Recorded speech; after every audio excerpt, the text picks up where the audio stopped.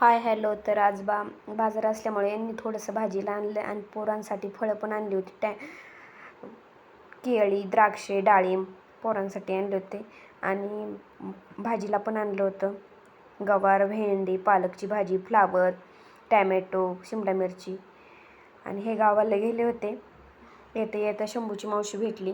ती मुंबईवरून येताना करवंद आणले होते. हे शंभूला आवडते म्हणून तिने मग महाराष्ट्र घाटामधून ही करवंद आणली. खूपच करवंदा दिली होती तिने. कुणाला कुणाला ही करवंद आवडतात नक्की कमेंट करून नक्की सांगा. रात्रीचे 11 वाजले तरी ही सावी झोपलीच नव्हती आणि झोका दिला तरी अशी उठून बसते. आता पाळण्यामध्ये शांत काय आता झोपतच नाही. अशी पहिली कशी शांत झोपायची पाळण्यामध्ये आणि कुणी झोपलंय त्याला पण उठून देते. शंभू झोपलं त्याला पण उठून दिलं. फायनली सावी झोपली. हा म्हणजे आजचाच दुसऱ्या दिवशीचा हा ब्लॉग आहे. ही गोष्ट खूपच उपयोगी आहे.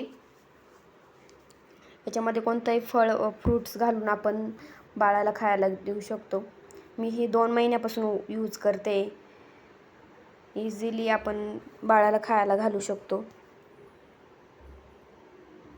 डाळिंब, चिक्कू, केळी कोणतंही फळ त्यामध्ये घालून घशामध्ये गुतायची भीती नसते आणि बाळ पण इझिली खातं. भेटूया नेक्स्ट व्हिडिओ. तोपर्यंत बाय.